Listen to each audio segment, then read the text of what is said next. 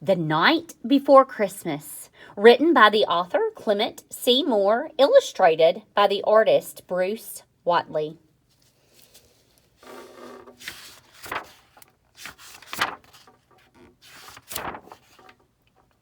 "'Twas the night before Christmas when all through the house not a creature was stirring, not even a mouse. The stockings were hung by the chimney with care in hopes that St. Nicholas soon would be there.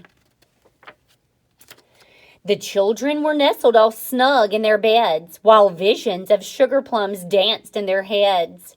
And Mama in her kerchief and I in my cap had just settled down for a long winter's nap. When out on the lawn there arose such a clatter, I sprang from my bed to see what was the matter. Away to the window I flew like a flash, tore open the shutters, and threw up the sash.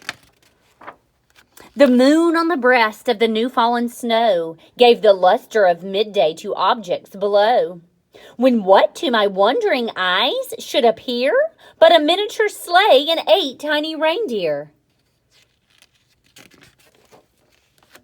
With a little old driver so lively and quick, I knew in a moment it must be St. Nick.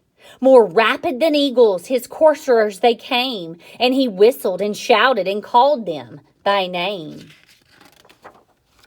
Now Dasher, now Dancer, now Prancer and Vixen, on Comet, on Cupid, on Donner and Blitzen, to the top of the porch, to the top of the wall. Now dash away, dash away, dash away all.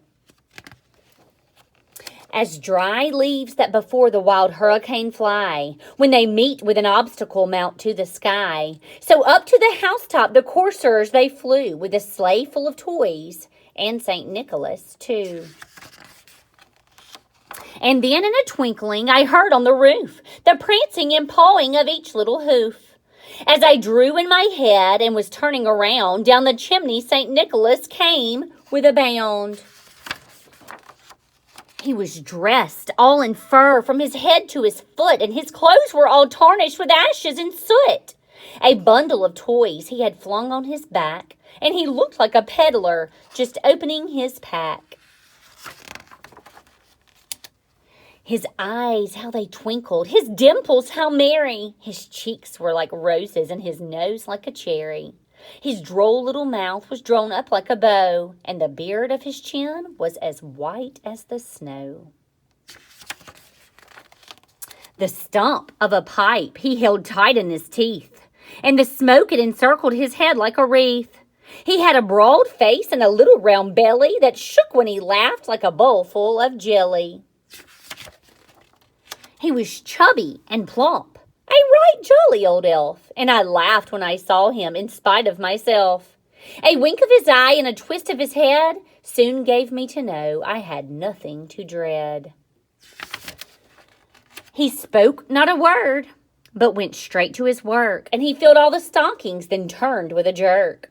And laying his finger aside of his nose and giving a nod up the chimney, he rose.